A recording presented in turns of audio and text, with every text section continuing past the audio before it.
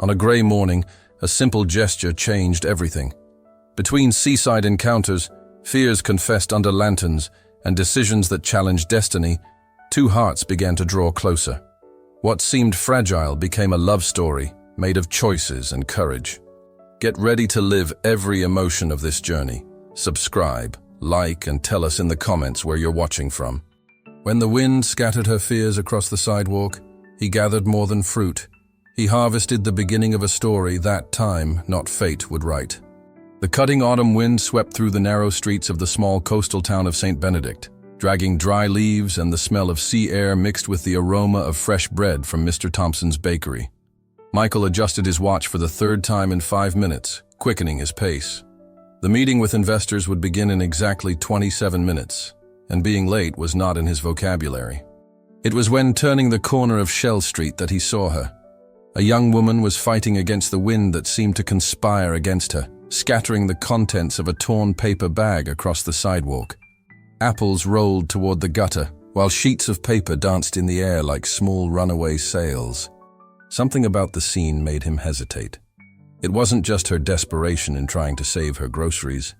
It was the way she kept looking over her shoulder, as if something, or someone, was following her. Her eyes revealed an apprehension that went beyond simple annoyance with the wind. Michael checked his watch again. 25 minutes. Adjusting his meticulously planned schedule was not an option. Still, his feet changed direction before his brain could process the decision. "Let me help," he said, bending down to collect a red apple that was about to disappear into a storm drain. She stared at him with surprise, a mix of gratitude and distrust in her brown eyes. "Thank you," she murmured, her voice almost swallowed by the wind. Michael noticed she was trembling, and it wasn't just from the cold breeze. Her fingers were stiff as she tried to hold the few items she had managed to save. Without thinking twice, he removed his gray coat and placed it over her shoulders. "But your coat, you'll need it," she protested weakly. "I have another at the office," he lied, knowing he would be cold all day. "Can you tell me where you live? I can help carry your things." She hesitated, biting her lower lip. At that moment, a stronger gust revealed a half-open envelope among the items Michael was holding. The name, Emma, was written in elegant handwriting. "It's nearby," she finally answered, pointing to the small cluster of houses near the lighthouse. "But I don't want to delay you." Michael looked at his watch again. 22 minutes. Time, that invisible tyrant that governed his life, now seemed less important before the frightened eyes of the woman. "No problem," he said, gathering the groceries in his own arms. "I'm Michael." "Emma," she replied, confirming what the envelope had already revealed. They walked in silence to a small blue house with white windows, where the scent of sea air was more intense. It looked recently painted, but something in the arrangement of the few pieces of furniture visible through the window indicated a recent move. "Thank you for the help in the coat," she said, returning the garment. "I don't know what I would have done." "It was nothing," he replied, feeling a slight discomfort as he realized he now had only 19 minutes to get to the meeting. "Welcome to St. Benedict." A shy smile touched her lips. "How do you know I'm new here?" Michael smiled back. "Small town. Everyone knows everyone." That brief moment, that exchange of glances and smiles, would be etched in Michael's memory for longer than he could predict. The wind continued to blow, but something had changed in the air. Michael's discipline with schedules and commitments was almost legendary among his friends and colleagues. As administrator of the region's only luxury hotel, he had transformed an establishment on the verge of bankruptcy into an exclusive destination for tourists seeking tranquility away from big cities. His agenda was timed to the minute, a necessity that had become an obsession after years of practice. The second characteristic that defined Michael was his silent generosity. He helped without fanfare, without seeking recognition, as if fearing that exposing his gestures might diminish their value. Employees in difficulty received merit raises when in reality it was Michael who perceived their needs. Community projects always counted on anonymous donations that everyone knew came from him, but which he never confirmed. And then, there was the wall. An invisible wall built 3 years earlier, when Camilla, his then fiancée, left without explanation after 6 years together, leaving only a vague note about different paths. The fear of surrendering emotionally again had become a third defining characteristic, a barrier that no one had managed to cross since then. That morning, Michael arrived 7 minutes late to the meeting. It was the first time in 2 years that this had happened. The investors barely noticed, but for him, that small break in routine seemed like a sign that something had been displaced in his perfectly organized universe. Throughout the meeting, while discussing the hotel expansion, his mind kept returning to Emma's gaze, that mixture of relief and distrust that seemed to ease only for a moment when he offered to help. There was a story there, hidden like shells under the beach sand, waiting for low tide to reveal its secrets. St. Benedict was famous for its traditions and festivals that united residents and tourists in celebrations that marked the seasons. Autumn brought the Lantern Festival, when hundreds of lights were released at dusk, illuminating the dark sky. In winter, the Shell Festival transformed the beach into a natural art gallery. Spring was celebrated with the Seaside Craft Fair, where local artists displayed their creations. And summer culminated with the Lighthouse Festival, when the historic tower was opened for visitation. Michael participated in all of them as an organizer, but rarely as someone who actually enjoyed the magic of those moments. Work, always work. It was his excuse and his refuge. 2 weeks after meeting Emma, he was coordinating preparations for a charity event in the community hall when he saw her again. She was arranging chairs in the opposite corner of the hall, talking quietly with Mrs. Teresa, the retired librarian who knew all the town's secrets.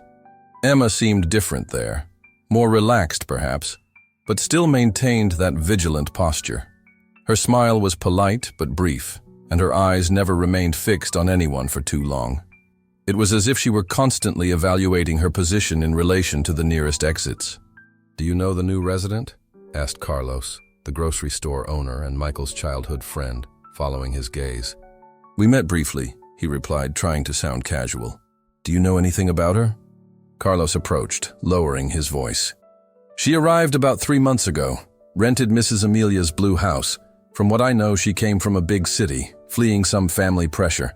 It seems her father is an important businessman, one of those who controls everything and everyone." "Did she mention what she came here to do?" "According to Teresa, she just said she was looking for peace." Carlos shrugged. "But she keeps her distance from everyone, refused 3 dinner invitations, and completely ignored the mayor's son's attempts at approach." Michael nodded, observing how Emma methodically organized the chairs, checking the perfect alignment of each one, a behavior he recognized well. Order in external chaos when the internal seemed uncontrollable. At the end of the day, when almost everyone had already left, Michael found her in the small hall kitchen, preparing coffee. "Would you like a cup?" she offered, surprising him with the initiative. "Thank you," he replied, noticing she wore a shell brooch on her blouse collar. "I see you've already discovered the treasures of our beach." Emma lightly touched the brooch. "I found this morning during a walk. I've never seen such perfect shells." "Winter brings the best ones. Wait until you see the Shell Festival in July." A comfortable silence settled between them as they drank their coffee. Through the window, they could see the distant sea, calm waves on that autumn afternoon. "Thank you again for the coat," she said finally, "and for not asking questions that day." Michael wanted to say he was available if she needed to talk, but something stopped him. His own fear of creating connections, perhaps, or the fear of seeming intrusive. "St. Benedict is a good place for new beginnings," he commented instead. "The sea takes away many things." She stared at him with sudden intensity. "But not all, right?" Before he could answer, distant thunder announced rain. Emma stood up, suddenly tense. "I need to go before the storm starts." "I can give you a ride," Michael offered. She hesitated, and he could almost see the gears turning in her mind, weighing risks and possibilities. "All right," she finally accepted. On the way to the Blue House, rain began to fall. Thick drops struck the windshield, creating a translucent curtain that distorted the view of the small town. When they stopped in front of the house, the rain had turned into a real downpour. "Want to come in until the rain passes?" Emma asked, surprising them both with the invitation. Michael knew he should refuse. He had documents to review, emails to answer, a routine to maintain. But something in the way the streetlight reflected in her eyes made him answer, "I'd love to." The house inside was like Emma, organized, discreet, and with small details that revealed a hidden personality. Carefully stacked books, a half-open sketch pad, and small shelves organized by size on the coffee table. "Coffee or tea?" she asked, hanging up her wet coat. "Tea, please." While she moved around the small kitchen, Michael noticed a newspaper open on the table. A headline about the expansion of Mendoza Group companies in the south of the country was circled in red. The rain continued to batter the windows when Emma returned with 2 steaming cups. For a moment, the only sound was that of the storm outside and the tinkling of spoons against porcelain. "You seem to like order very much," Michael commented, indicating the aligned shells. "It helps control what I can, since there's so much I can't control," she replied, surprising him with her frankness. After a moment, she added, "You also seem to like control. I noticed your watch that day. You checked it 3 times in 5 minutes." Michael smiled. "Touché. Let's say I learned the hard way that some things, once lost, don't come back. Like a train that leaves without you? Or people who decide to leave, even when you've arrived on time." Emma nodded slowly, as if she understood perfectly what he was talking about. Sometimes leaving is the only option when staying means losing something more important than your own heart. There was a familiar pain in those words, an untold story that Michael recognized well. The rain began to subside, and with it the bubble of intimacy that had formed between them. "I think I can go now," he said, standing up. At the door, Emma hesitated before asking, "Will you be at the Lantern Festival next week?" "I'll be working on the organization, as always." "As always," she repeated with an enigmatic smile. "Thank you for the shared tea, Michael." While driving back home, the remaining raindrops reflected the city lights, like small lanterns. Michael realized that, for the first time in a long while, he wasn't thinking about the work that awaited him, but about the possibility of seeing again a pair of brown eyes that seemed to carry secrets as deep as the sea surrounding St. Benedict. The days leading up to the Lantern Festival brought an unexpected routine. Michael began frequenting the cafe near the beach every morning, coincidentally the same place where Emma had her coffee before her morning walks. The encounters, which seemed casual, turned into brief conversations about the weather, the city, and books they both appreciated. On one of those mornings, when fog still covered the beach, Emma mentioned she had never participated in a festival like the Lantern Festival.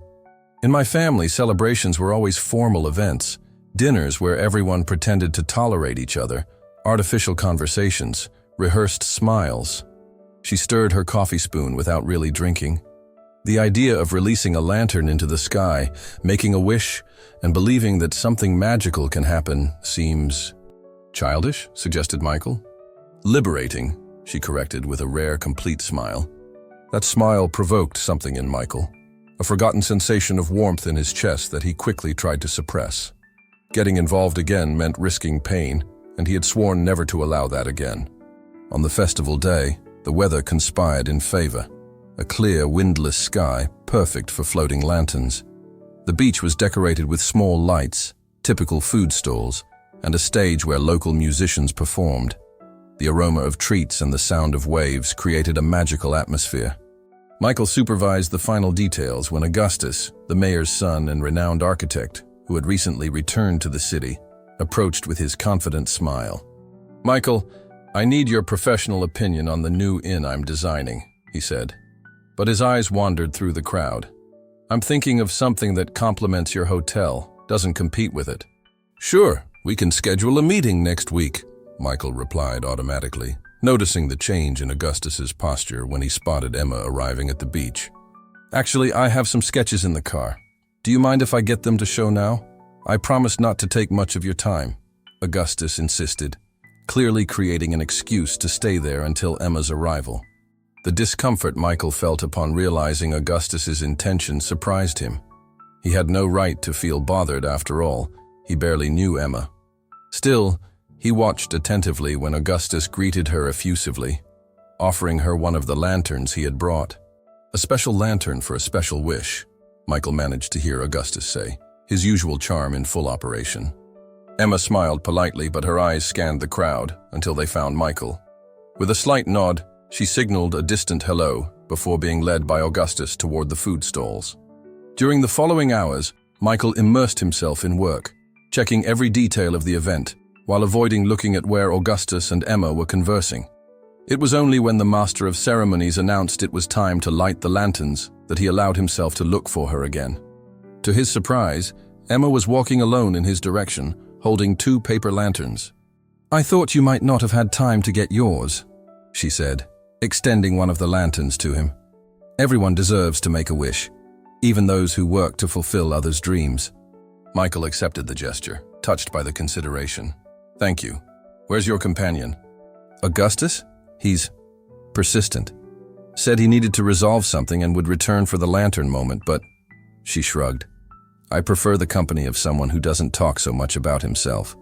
A small smile escaped Michael's lips. By the seashore, hundreds of people prepared for the festival's main moment. The artificial lights were dimmed, leaving only the moon's glow over the calm waters. "Do you know how it works?" asked Michael, approaching to help her with her lantern. "In theory, we light them, make a wish, and release them, right?" "Almost.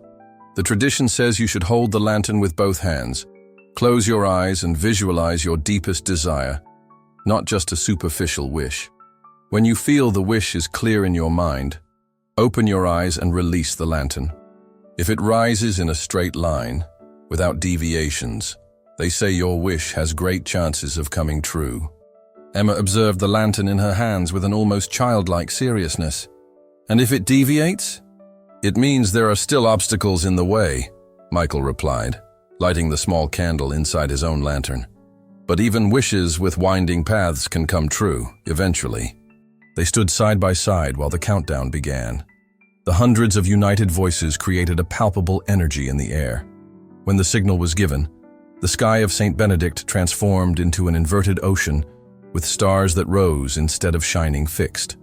Michael watched Emma close her eyes, her face illuminated by the soft glow of the lantern. There was a peace in her features that he hadn't seen before, as if, for a moment, she had forgotten her fears. When she opened her eyes and released her lantern, they both watched in silence as it rose in an almost perfect line, oscillating only slightly with the sea breeze. "A good sign," commented Michael, releasing his own next. They remained silent, watching the lanterns move away, 2 small lights among hundreds, yet recognizable to their attentive eyes. "What was your wish?" asked Emma, her voice almost a whisper. "If I tell, it won't come true," Michael replied with a smile. "That's for birthdays, not for lanterns," she retorted, laughing softly. The soft music began to play, and couples around them started dancing in the sand. The proximity, the moment, the magic in the air, everything seemed to lead to a natural invitation to dance. Michael could feel the words forming in his throat, but before he could say them, a voice interrupted them. "Emma, finally found you." It was Augustus, slightly breathless. "Almost missed the lantern moment. I see Michael took care of you." His tone was cordial, but there was a hint of irritation in his eyes. "The band is starting to play the best songs. Shall we dance?" Emma hesitated, looking briefly at Michael as if expecting something. A word, a gesture, anything that would give her a reason to refuse.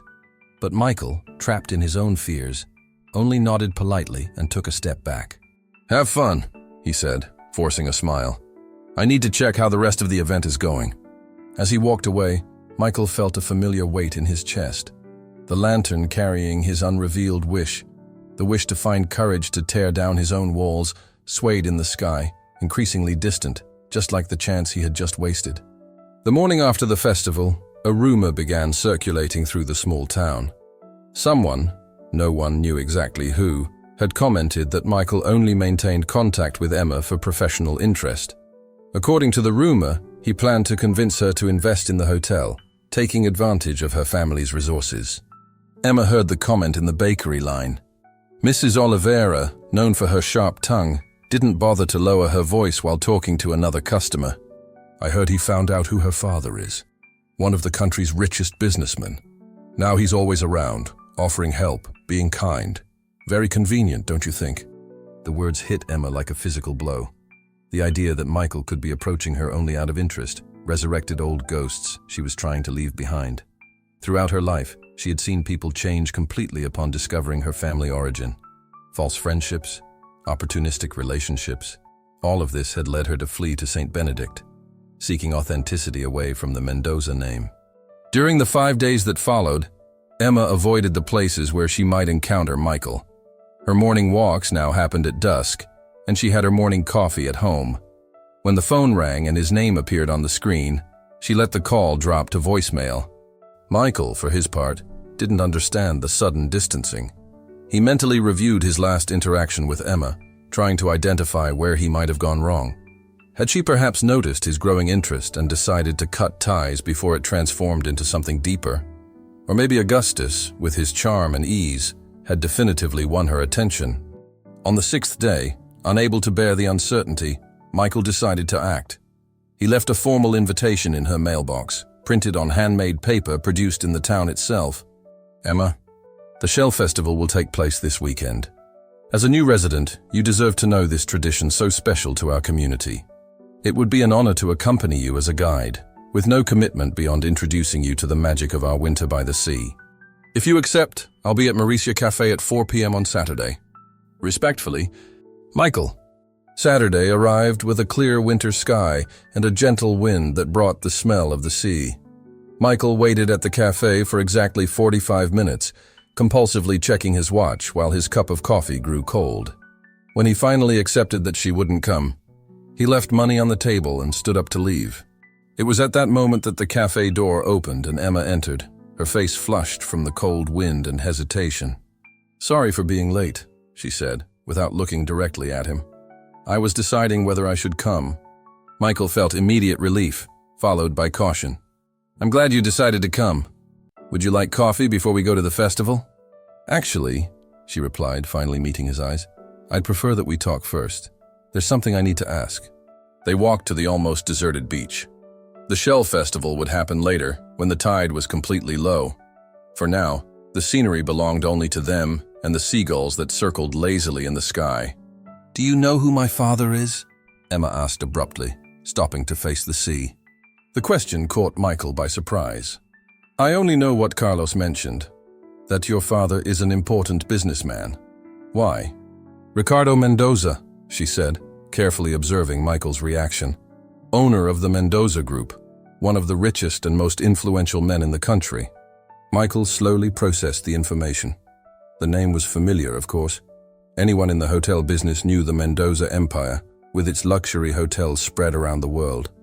"I understand why that would be relevant to some people," he said carefully. "But I don't see how that changes anything between us." Emma let out a humorless laugh. "It's exactly what someone interested in my family's money would say." Understanding hit Michael like a cold wave.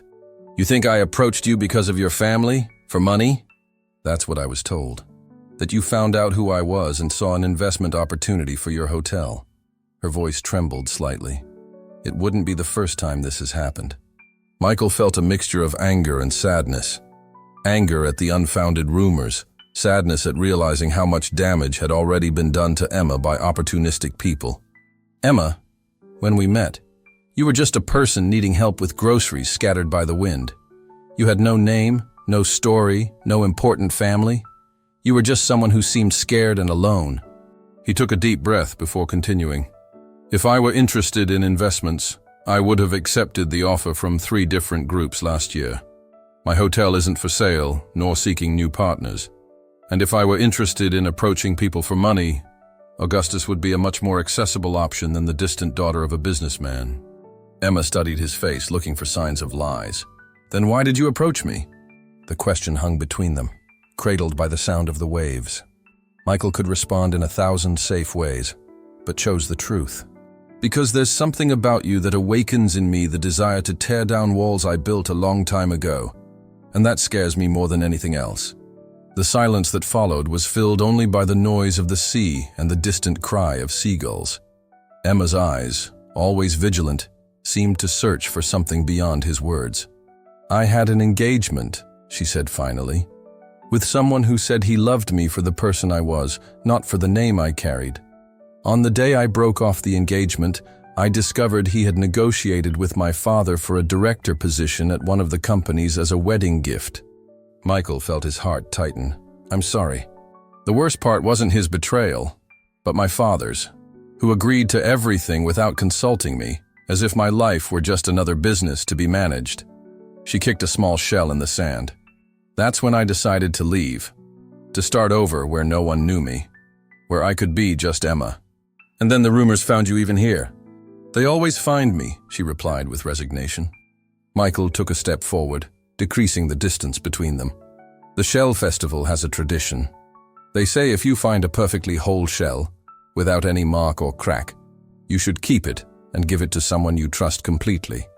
That person should guard it like a treasure, and while they do, your trust will never be betrayed. Emma looked at him with curiosity. And if it breaks? Then the spell is broken, he replied simply. Want to try to find one? She hesitated for just a moment before nodding. Let's try. As they walked across the sand toward the place where the festival was beginning to take shape, Michael felt that something fundamental had changed between them. A first wall had fallen, not completely, but enough for them to glimpse what existed on the other side. The festival lights began to turn on as the sun set on the horizon. Among music, crafts, and the rare shell exhibition, Michael and Emma spent hours talking about fears, dreams, and past disappointments. For the first time, both felt the freedom to be completely honest with each other. When the night was already advanced and the crowd was beginning to thin, Emma found what she was looking for. A small mother-of-pearl shell, perfectly preserved, shone among the stones in the wet sand. I think I found one, Michael called, who was searching a few meters ahead. He approached, observing the perfect shell in the palm of her hand. And now? Asked Emma. Now you keep it until you find someone you trust completely, he replied with a gentle smile. Autumn gave way to winter, and with it came the season's first major storm. The sky of St. Benedict transformed into a canvas of grey and black tones, while the sea, usually so calm, roared against the rocks like a fierce animal. The fishermen collected their boats, the merchants closed their shops early, and the small town streets became deserted. Michael watched the storm from his office window at the hotel, worried about the damage the wind could cause to the newly renovated facilities. His phone rang, pulling him from his thoughts. Michael! Emma's voice sounded tense on the other side. Sorry to bother you, but the house roof has a huge leak and water is coming in everywhere. I don't know who to call in this storm. I'm coming, he replied without hesitation, completely forgetting the reports he needed to review before the next morning's meeting. 20 minutes later, soaked by the relentless rain, Michael knocked on the door of the small blue house. Emma opened immediately, her face a mixture of relief and concern. Thank you for coming, she said, leading him to the living room where strategically positioned buckets collected the water dripping from the ceiling. I tried calling the emergency number the landlady left, but no one answers. Michael examined the ceiling, noticing the stain that was rapidly expanding. This will get worse before it gets better. I need to go up to check what happened. Is it safe in this storm? Probably not, he replied with a reassuring smile, but I've faced worse. While Michael worked on the roof under the torrential rain, Emma prepared coffee and separated dry towels. Through the window, she could see him moving carefully, fixing what he could with the limited materials they had found in the garage. When he finally returned inside, he was completely soaked, but with a satisfied smile on his face. I managed a temporary fix that should hold until the storm passes. Tomorrow we can call someone for a definitive repair. Emma handed him a towel and a cup of steaming coffee. I don't know how to thank you. You don't need to, he replied simply, accepting the coffee. It's what we do here in St. Benedict. We take care of each other. A particularly strong thunder made the lights flicker before going out completely. The sudden darkness enveloped the house, broken only by the occasional lightning that briefly illuminated the environment.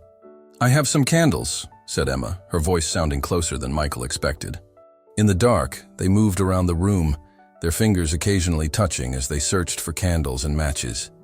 Each accidental contact seemed to carry a small electric current, more noticeable in the darkness that surrounded them. By the flickering candlelight, sitting on the living room floor while the storm raged outside, Emma and Michael had their first, truly honest conversation. Not about the past or old wounds, but about fears, hopes, and simple dreams they had never shared with anyone. I've always wanted to travel aimlessly, confessed Michael. Take a map, close my eyes and point to a place. Then go, without planning, without agenda, without responsibilities. Why have you never done it? He laughed softly. Because I panic at losing control. It's ironic, isn't it? My biggest dream is exactly what terrifies me most. Emma smiled, playing with the perfect shell she had found at the festival, and now always carried with her. I dream of having a place that's truly mine. Not a house or apartment, but a place in the world where I can be completely myself, without fear, without distrust. Isn't St. Benedict becoming that place for you? It's beginning to be, she replied, looking directly at him. But I'm still learning to trust. When the lights came back on, hours later, there was a new intimacy between them. Not physical, but a deeper connection, built on vulnerability shared by candlelight, lulled by the sound of the storm. When saying goodbye at the door, Michael hesitated before saying, "The storm should continue until tomorrow. If you need help again, you'll be the first to know," completed Emma with a genuine smile. The next morning, a bouquet of wildflowers, still wet from the rain, awaited Emma on her porch. There was no card, but she knew exactly who they were from. The following weeks brought a new routine. Small gestures became part of daily life. A coffee left at Michael's office door every morning. A book Emma had mentioned liking, mysteriously appearing in her mailbox. Sunset walks on the beach that coincidentally ended in the same place. It was during one of these walks that Michael received the call that would change everything. Eduardo, his minority partner in the hotel, informed that an international chain had made an irrefutable offer to buy the establishment. The condition was that Michael would lead the brand's expansion to 5 other coastal cities. "It's the opportunity we were waiting for," said Eduardo, his voice vibrating. 3 times market value, and you maintain operational control, just on a much larger scale." "I need to think," replied Michael, conscious of Emma's curious gaze beside him.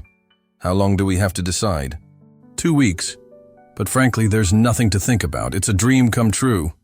After hanging up, Michael remained silent for a few minutes, watching the horizon where the sun was beginning to dive into the ocean. "Good news?" asked Emma finally. "I'm not sure," he replied honestly. "An offer to sell the hotel and expand to other cities. It would mean leaving St. Benedict, at least for a few years." Something passed through Emma's eyes, a flash of pain quickly masked. "It sounds like a great professional opportunity." "That's what they say," agreed Michael, feeling an unexpected weight in his chest when considering the idea of leaving. "When would you need to decide?" 2 weeks. Emma nodded slowly, returning her gaze to the sea. Enough time to make such an important decision. During the days that followed, Michael immersed himself in spreadsheets, projections, and consultations with lawyers. The offer was indeed extraordinary. From a strictly professional standpoint, refusing would be senseless. However, every time he imagined leaving the small town, something in his chest tightened. He didn't mention the offer again to Emma, and she didn't ask either. There was a new tension between them, as if both were avoiding a subject that hung heavily in the air. The walks continued, conversations remained pleasant, but a silent shadow accompanied them. On the eve of the day he needed to give his final answer, Michael received an envelope in his office. Inside, there was only a note written in Emma's elegant handwriting. "Some opportunities appear only once in a lifetime. Don't let old fears determine your future. St. Benedict will always be here to welcome you back. E." Along with the note, the small mother-of-pearl shell she had found at the Shell Festival. Michael felt a wave of conflicting emotions. Emma's gesture, giving him the shell that symbolized trust, seemed simultaneously a vote of confidence and a farewell. She was, in her way, freeing him to follow his path. That night, unable to sleep, Michael walked to the deserted beach. The full moon illuminated the gentle waves, creating a silver path over the water. With the shell in his palm, he relived every moment since that windy autumn morning when he first saw Emma. At dawn, he made his decision. Spring arrived in St. Benedict with an explosion of colors and aromas. The trees in the central square bloomed, covering the ground with pink and white petals. The mild temperature attracted more visitors, and the previously quiet streets gained renewed life. Emma watched the city's transformation from her balcony, a forgotten book in her lap. 3 months had passed since Michael left to start the expansion project. 3 months without sunset walks, without shared coffees, without coincidental encounters. They maintained sporadic contact, brief messages about his work progress or city news. But each week, the messages became shorter and less frequent. Distance, as Emma feared, was doing its relentless work of separating what had never quite come together completely. It was with surprise that, on that spring morning, she received a call from Carlos, Michael's friend. "Emma, I need your help," he said, sounding slightly nervous. "We're organizing a community project to revitalize the area near the lighthouse, and we need someone with good taste to supervise the aesthetic part." "Me? But there are much more qualified people in the city." Actually, it was Michael's idea. Before leaving, he mentioned you had great ideas for public spaces. He said you'd be perfect for the project. Emma hesitated. The mention of Michael's name provoked that familiar bittersweet sensation. When would it start? "Tomorrow, if possible. The project will last about 6 weeks until the craft fair. We want to inaugurate the new space during the festival." After hanging up, Emma felt a spark of enthusiasm she hadn't experienced in months.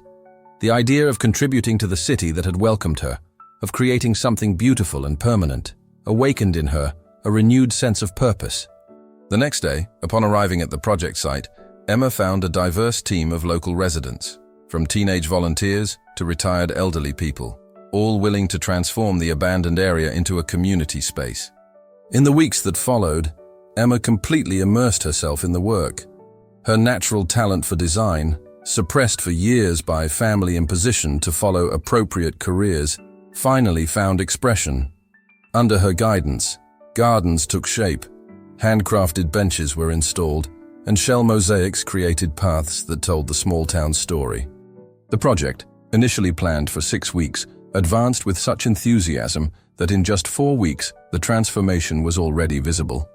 Residents and tourists began visiting daily to follow the progress, offering praise and suggestions that Emma welcomed with growing confidence. On a particularly productive afternoon, while supervising the installation of a central fountain, Emma heard a familiar voice behind her.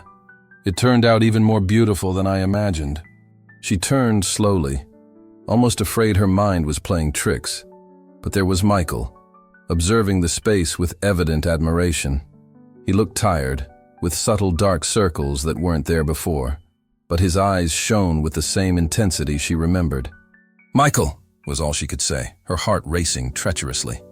"I came back last night," he explained, taking a few steps in her direction. "I wanted to see how the project was going before looking for you." "I thought you'd be away for at least a year." "That was the initial plan," he agreed, now just a few steps away. "But after 3 months touring impersonal hotels, talking to investors who only care about numbers, and waking up in cities where I knew no one, I realized I was making the same mistake again." "What mistake?" asked Emma, trying to control the tremor in her voice. "Trading what really matters for something that only seems important." He hesitated before continuing. "I managed to restructure the deal. I'll supervise the project remotely, with monthly visits to the other cities. My base will remain in St. Benedict."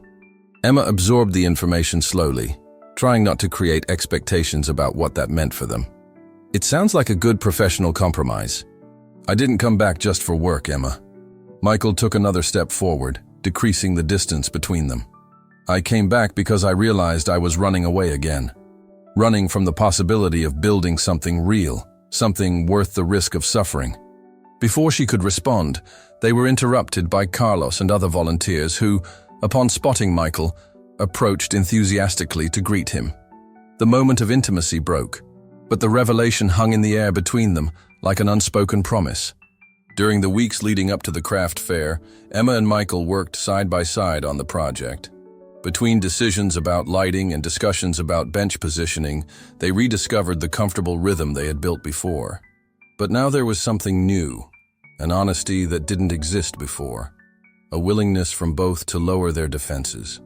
It was during a night of extended work, when only the two remained putting finishing touches on the central fountain, that Michael finally expressed what he carried in his chest. "When I was away, I carried your shell in my pocket every day," he said, removing the small mother-of-pearl object from his pocket. "On the hardest days, when I felt I was losing my way, I would hold it and remember your trust. It's what gave me courage to reconsider everything." Emma lightly touched the shell in his palm. "I thought I was returning it because I no longer trusted you. On the contrary, I gave it because it was the most valuable thing I possessed. I wanted you to know that, regardless of my decision, I would carry your trust with me." "And now?" asked Emma, her gaze meeting his in the soft twilight light. "Now I want to return it personally, so you know that my trust is also yours, wherever you are." When the craft fair finally arrived, the new community space was inaugurated with applause and celebration. Residents and visitors marveled at the transformation.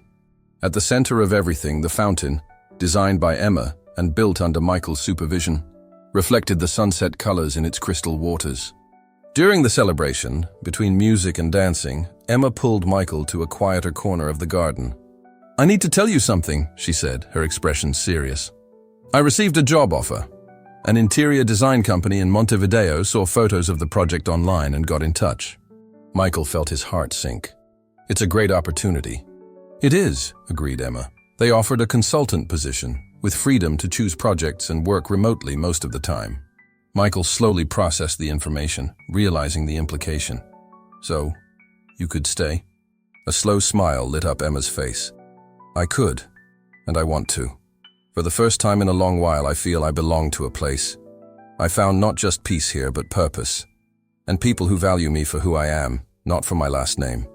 The realization that she was choosing to stay, not just in the city, but close to him, made Michael feel a joy he hadn't experienced in years.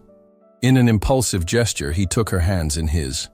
"At last year's Lantern Festival, I made a wish," he confessed. "I asked for courage to tear down the walls I built around myself.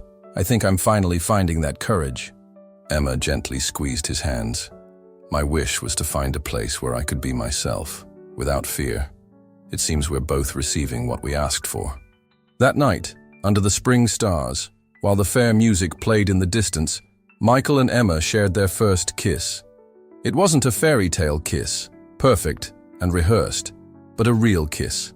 Hesitant at first, awkward in the middle, and deeply honest until the end. A kiss that carried the weight of all unspoken words and the promise of many conversations to come.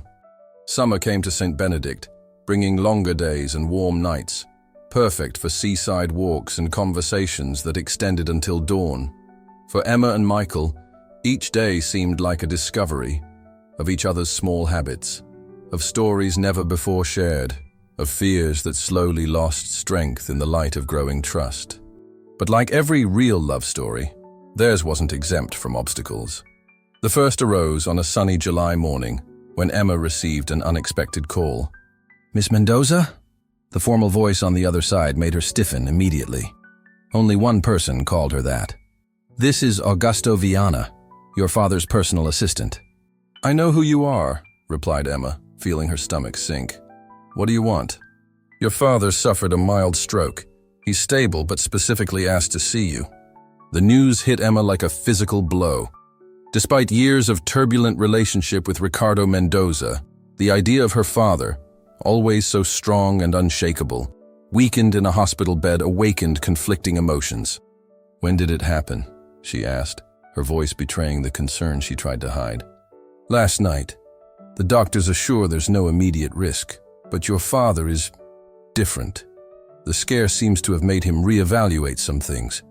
Emma promised to think about it and hung up, her mind a whirlwind of contradictory emotions. Minutes later, Michael arrived for the breakfast they had arranged, finding her still paralyzed with the phone in her hand. "What happened?" he asked, immediately noticing her disturbed expression. When Emma explained the situation, Michael listened in silence, aware of how much that call represented a shock to her newly found stability. "What do you want to do?" he asked finally. "I don't know," she replied honestly. "Part of me wants to ignore it completely, continue the life I built here. Another part feels guilty for thinking that way when he's in a hospital." Michael took her hands in his, a gesture that had become natural in recent months. "Whatever your decision, I'll be here to support you." Emma looked at him, feeling a wave of gratitude for the man she had learned to love, not with the blind intensity of a juvenile romance, but with the calm depth of mature love, built on mutual understanding and respect. "I need to go," she decided finally. "Not for him, but for me." to close this chapter definitively. The next day, Michael took her to the airport. While they waited for boarding, Emma seemed increasingly tense, as if each kilometer bringing her closer to her past slowly rebuilt the defenses she had worked so hard to tear down. "I'll be back in a week," she promised, firmly holding the small shell she now carried as a talisman. "Regardless of what happens there." Michael nodded, kissing her softly. "I'll be waiting." The 7 days that followed were the longest Michael had ever experienced. The nightly calls with Emma revealed growing tension. The reunion with her father, initially emotional, soon gave way to old dynamics of control. Ricardo Mendoza, even weakened, couldn't avoid trying to direct his daughter's life. "He wants me to come back," confided Emma on the 5th night. "He says he's preparing the group's succession and needs me." "And what do you want?" asked Michael, trying to keep his voice neutral. "I want to go home," she replied, and Michael's heart warmed as he realized that, for Emma, home now meant St. Benedict. It meant him. However, on the day she should return, Emma called with news that changed everything. "I need to stay a few more days," she said, her voice tense. "There were complications in my father's condition, and the doctors are worried." "I understand," replied Michael, feeling a tightness in his chest. "Stay as long as necessary." 1 week turned into 2, then 3. The calls, once daily, became sporadic. When Emma finally communicated that she would return, there was a hesitation in her voice that Michael couldn't decipher. At the airport, seeing her disembark, Michael immediately knew something had changed. It wasn't just the return to formal attire she had abandoned in St. Benedict, or the impeccably arranged hair. It was something in her eyes, a shadow of doubt that wasn't there before. "I missed you," he said, hugging her tightly. "Me too," she replied, but there was a reserve in her embrace that didn't go unnoticed. On the way back to St. Benedict, Emma remained silent for long periods, looking out the window as if seeing the familiar landscape for the first time. "My father asked me to take over the presidency of the Mendoza Foundation," she finally revealed. "It's the philanthropic part of the group, completely separate from business. I would have total autonomy to direct resources to causes I consider important." Michael felt the weight of those words. It sounds like an opportunity to make a difference on a large scale. "That's what I've been thinking," agreed Emma, turning to face him. "But it would mean dividing my time between St. Benedict and the capital. Frequent trips, unavoidable commitments." "I understand," he replied, trying to ignore the fear growing in his chest. The fear that this was just the first step to losing her completely. In the days that followed, Emma seemed divided between two worlds. While she resumed her routine in St. Benedict, long work calls interrupted moments that were once exclusively theirs. Plans were canceled last minute due to emergency video conferences. The relaxed Emma, who had learned to relax on St. Benedict's beaches, gave way, increasingly frequently, to the efficient executive that Michael barely recognized. The tension between them grew silently, fed by unspoken words and unexpressed fears. It was after a particularly silent dinner that Michael finally verbalized what tormented him. "Am I losing you?" he asked directly, his voice more vulnerable than intended. Emma seemed genuinely surprised. "Of course not. Why would you think that?" "Because each day seems to take you a little more back to the world you left. And I'm afraid you'll realize that world has more to offer than I or St. Benedict ever could." Michael's raw honesty caught her off guard. For a moment, she seemed about to deny, to offer automatic assurances. Instead, she chose truth.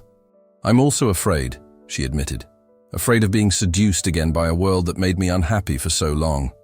But I also see the opportunity to use my father's resources for causes that matter.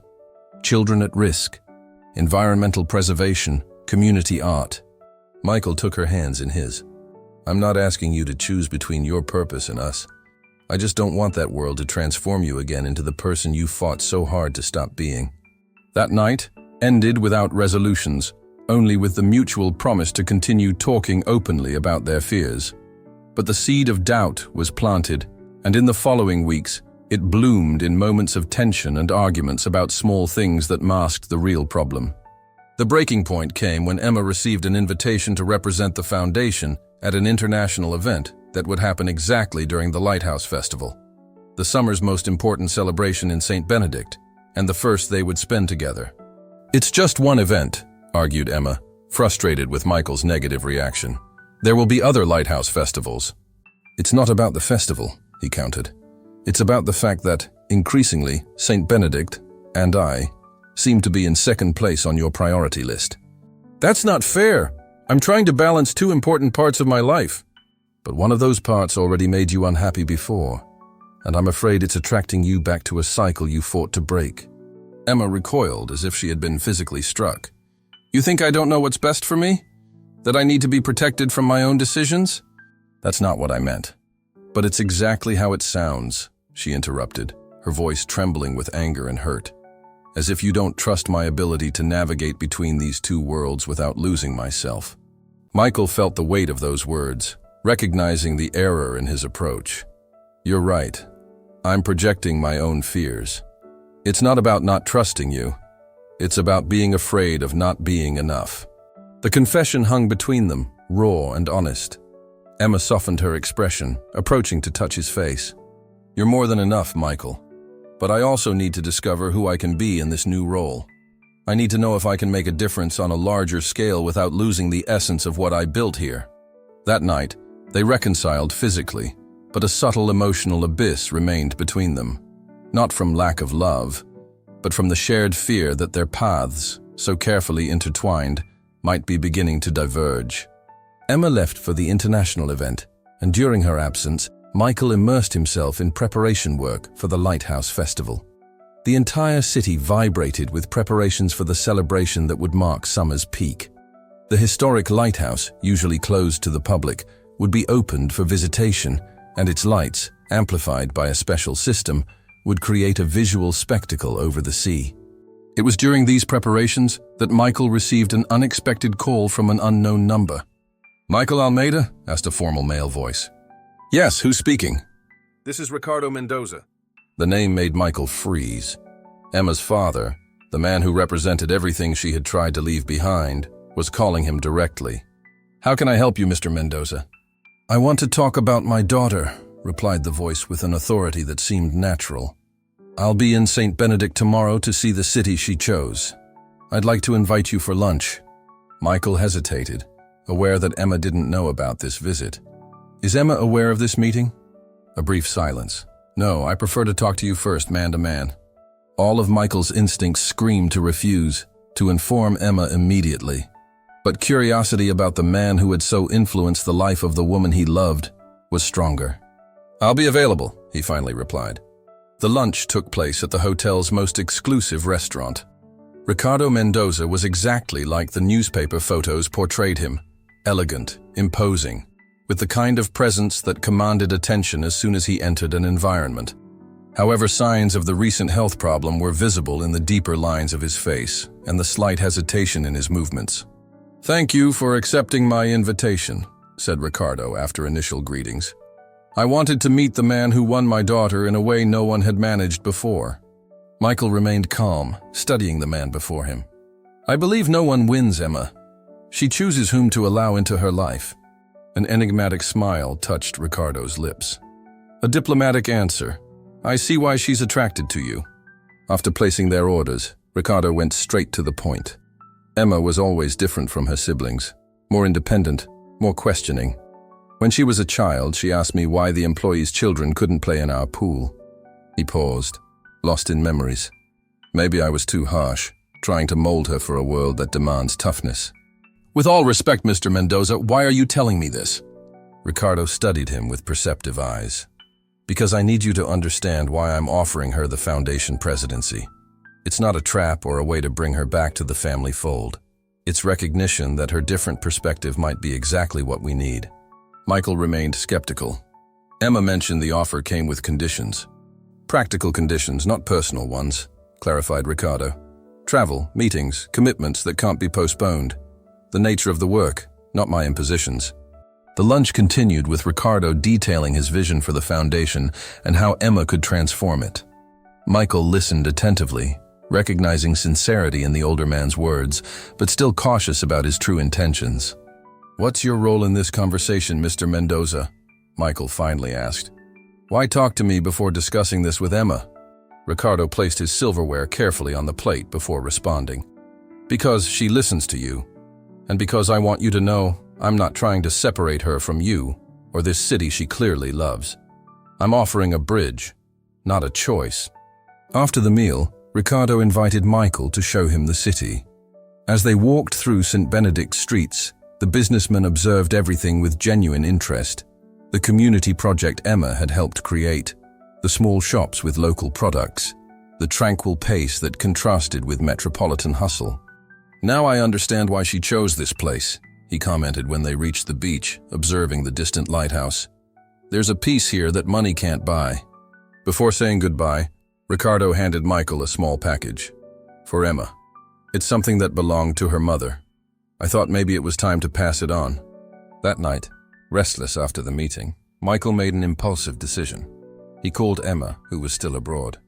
"I need to see you," he said as soon as she answered. "I'm taking the next flight." "Michael, what happened?" The concern was evident in her voice. "Nothing serious. I just realized something important that can't wait." 24 hours later, Michael was landing in a foreign country for the first time in his life. The man who never left his schedule, who planned every minute of his days, had dropped everything to follow a heart impulse. Emma waited for him in the airport lobby, her face a mixture of surprise and emotion. When they embraced, Michael felt something had changed, not between them, but within him. "Your father came to see me," he revealed as they walked to the hotel where she was staying. "We had an interesting lunch." Emma stopped abruptly. "My father went to St. Benedict and talked to you without telling me anything?" "He wanted me to understand his intentions with the foundation offer." In the following minutes, Michael related the conversation, carefully observing Emma's reactions, from initial indignation to surprise, and finally, to reflective caution. "I don't know if I can trust this sudden change," she said when they reached the hotel room. "My father has always been a master at getting what he wants by making people believe it was their idea." "I agree, we should be cautious," replied Michael, handing her the small package Ricardo had entrusted to him. But there was sincerity in him. The health scare seems to have provoked a genuine reevaluation. Emma opened the package carefully, revealing a delicate sapphire brooch in the shape of a shell. Her eyes filled with tears as she recognized the jewelry she had only seen in old photographs. "It was my mother's," she whispered. "She wore it on all special occasions. My father never allowed anyone to touch it after she passed." The meaning of the gesture didn't go unnoticed by either of them. It wasn't just jewelry. It was a symbol of approval, of acceptance. "I didn't come here to talk about your father," said Michael, taking her hands in his. "I came because I realized I was making exactly the mistake I promised not to make, trying to control what I can't instead of trusting." Emma looked at him attentively, waiting for him to continue. "When you started dividing yourself between St. Benedict and your new commitments, I got scared. Not of losing you to another place or person, but that you would discover the world has more to offer than I ever could." "Michael, let me finish," he asked gently. "I spent so much time building walls, controlling every aspect of my life to avoid surprises, that when you appeared, bringing unpredictability and change, part of me panicked." Michael took from his pocket the small mother-of-pearl shell he always carried with him. "Remember when you gave me this?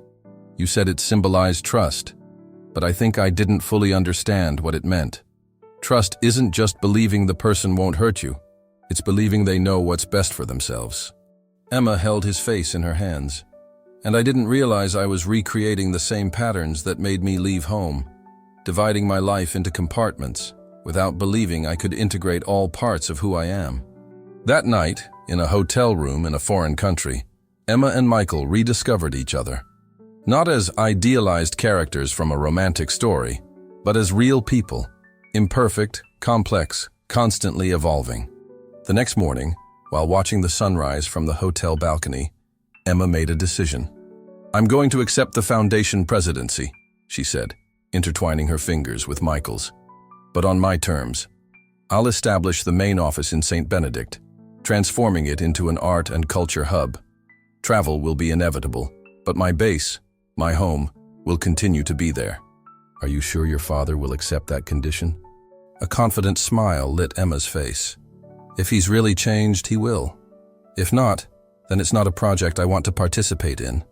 That year's Lighthouse Festival was special not only for Emma and Michael's presence, but also for the official announcement of the installation of the Mendoza Cultural Center in St. Benedict, the Foundation's first project under Emma's new presidency. Ricardo Mendoza was present at the ceremony, visibly proud of his daughter, but maintaining a respectful distance that demonstrated his understanding of the new dynamics. While the city celebrated under the multicolored lights projected by the historic lighthouse, Emma and Michael found a moment of privacy on the small beach where they had watched the Lantern Festival a year before. "It seems like it was another lifetime," commented Emma, observing the gentle waves that reflected the colored lights. "In many ways it was," replied Michael, embracing her from behind. "We were different people then." Emma turned in his arms, facing him with the same intensity that had captivated him since their first meeting. "Do you think we've changed a lot?" "I think we finally became who we should be," he replied, kissing her softly. "People who aren't afraid to risk, to trust, to build something together without losing who they are individually." Emma smiled against his lips. "Did you know that in local tradition, promises made during the Lighthouse Festival have special meaning? They say the lighthouse's light illuminates the path of those promises, ensuring they're fulfilled." "Really?" asked Michael, arching an eyebrow with amused skepticism. "And what kind of promise would you have in mind?" In response, Emma stepped back slightly, removing something from her pocket. It was a small wooden box carved with marine motifs. When she opened it, 2 simple rings rested on a bed of tiny shells. "It's not a traditional proposal," she said, her voice firm despite the vulnerability in her eyes. "It's an invitation to continue building together, whatever path life presents us." Michael looked at the rings, then at the woman before him. The same one who, a year before, trembled with cold and fear on a sidewalk swept by wind. The transformation in both was palpable, and yet something essential remained the same. That inexplicable connection that had united them from the first instant. "Yes," he replied simply, taking one of the rings and sliding it onto her finger. "For any path, in any season." Emma placed the second ring on his finger, sealing the moment with a kiss that carried all the promises that didn't need to be verbalized. The following autumn, exactly 2 years after their first meeting, Emma and Michael officially united in a simple seaside ceremony. It wasn't a grand event, despite the resources they would have had available. It was intimate, genuine, with only the people who had witnessed and supported their journey. The ceremony, held at sunset, was accompanied by the sound of waves and the aroma of sea air mixed with the wildflowers that decorated the venue. Vows were exchanged with the simplicity of those who know that the most important promises are those fulfilled daily in small gestures and everyday choices. Ricardo Mendoza, now visibly more fragile, but with a serene look, walked his daughter to Michael with a pride that, for the first time, was free of expectations or conditions. Upon delivering her, he whispered words that only Emma heard, but which brought tears to her eyes. "You always knew better than I what really matters in life." The reception took place in the community garden Emma had designed, now fully bloomed and integrated into the city's life. Among dances, laughter, and conversations, guests celebrated not just the union of 2 people, but the journey that had brought them there. A journey of growth, forgiveness, and courage to tear down walls. When the night was already advanced and many guests had already left, Michael and Emma slipped away for a walk along the same street where it had all begun. The autumn wind, gentler now, played with the dry leaves on the ground. "Who would have thought that torn bag would bring me here?" commented Emma, squeezing Michael's hand in hers. "It was the wind," he replied with a smile. "The same one that tried to push you away was what brought me to you." They stopped exactly at the place where they had first met. Michael took from his pocket the small mother-of-pearl shell they now carried alternately, 1 week with him, 1 week with her, as a tangible symbol of the trust they had built. "Your turn to keep it," he said, placing it in her palm. Emma closed her fingers over the shell, feeling its familiar contour. "You know what's funny? When we met, I was running. From my father, from my past, from relationships. And now I realize I've finally stopped running. And I finally learned to take some steps without planning every movement," added Michael, embracing her by the waist. The love they built hadn't been born from a stroke of luck or overwhelming passion. It was the result of small gestures, difficult choices, walls torn down stone by stone. It was an adult love, with feet firmly planted in reality, but still capable of dreaming. As they walked back home, their home, the home they had chosen to build together, the wind now blew gently, no longer scattering fears and insecurities, but carrying promises of future seasons they would face side by side. If this story touched your heart, share it. Real love, the kind built day after day between stumbles and successes, deserves to be told.